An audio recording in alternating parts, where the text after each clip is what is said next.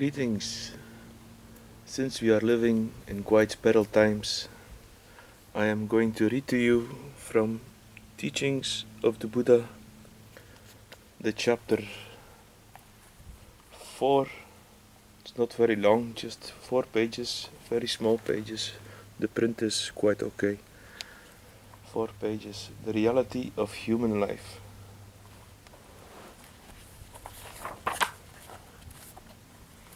People in this world are prone to be selfish and unsympathetic. They do not know how to love and respect one another.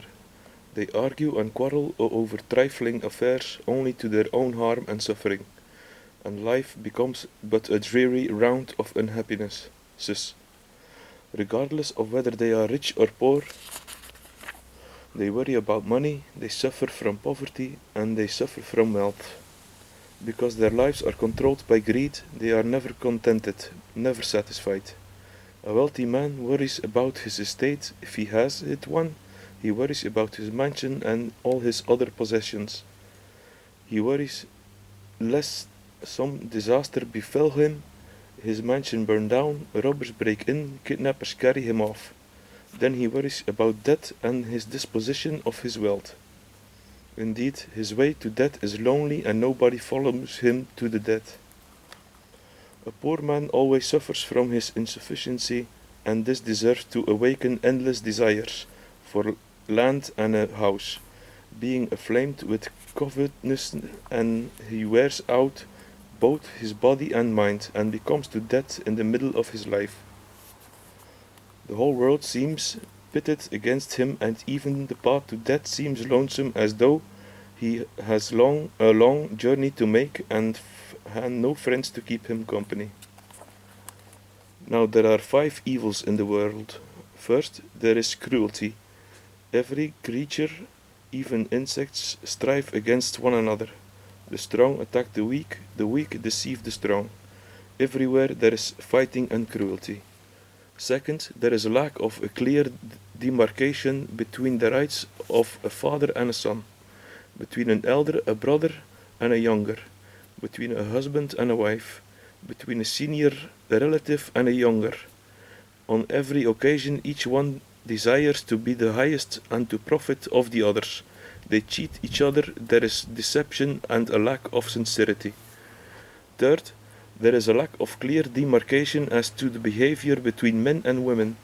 Everyone at times has impure and lascivious thoughts and desires that lead them into questionable acts and often into disputes, fighting injustice and wickedness.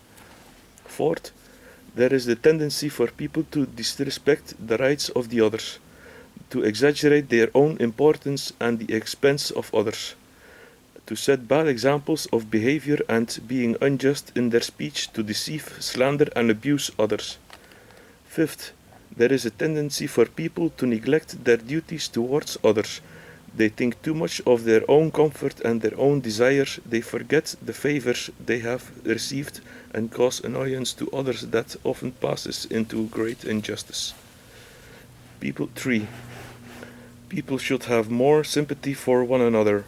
They should respect one another for their good traits and help one another in their difficulties, but instead they are selfish and hard-hearted. They despise one another for their failings and dislike others for their advantages.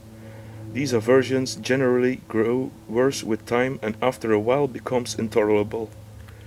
These feelings of dislike do not soon end in acts of violence, yet they poison life with feelings of hatred and anger that become so deeply carved into the mind that people carry the marks into the cycle of reincarnation.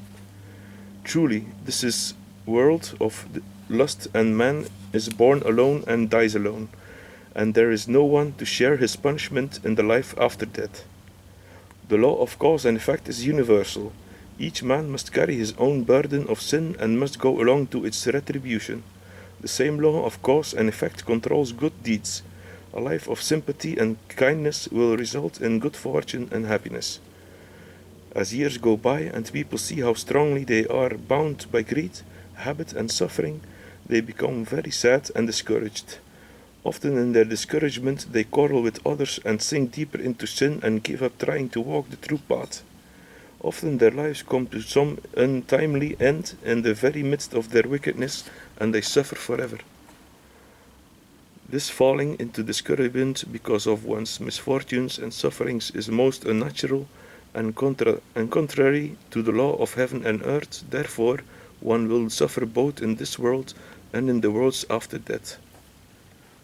Is this true, that everything in this life is transitory and filled with uncertainty, but is lamentable that anyone should ignore this fact and keep on trying to seek enjoyment and satisfaction of his desires? 5.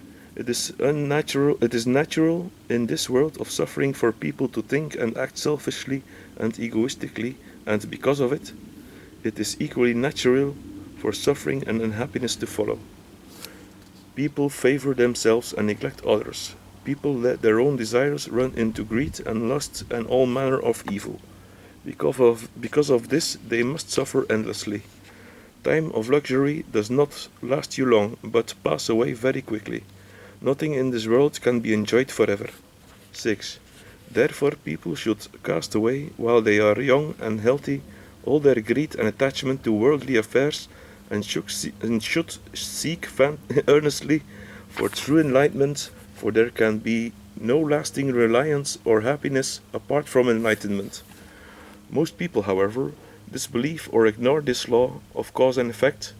They go on in their habits of greed and selfishness, being oblivious of the fact that a good deed brings happiness and an evil deed brings misfortune.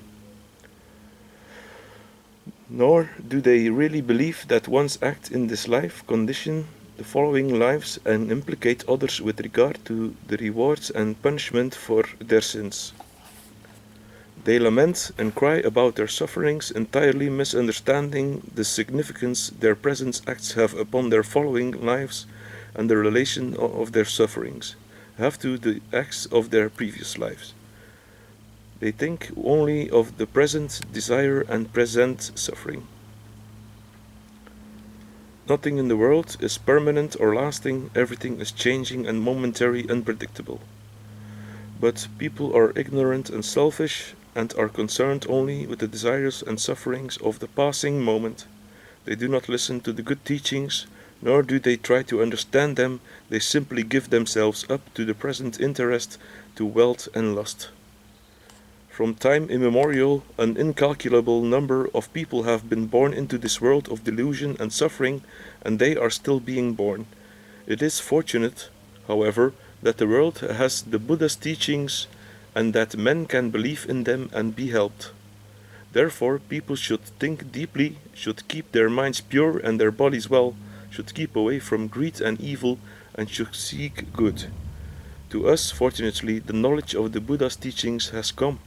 We should seek to believe in them and wish to be born in the Buddha's pure land, knowing Buddha's teaching, which we should not following in others into greedy and sinful ways. Nor should we keep the Buddha's teachings to ourselves alone, but should practice the teachings and pass them on to others. That was it. Thank you for listening. If you came this far, constructive criticism to my video is always welcome. Take care.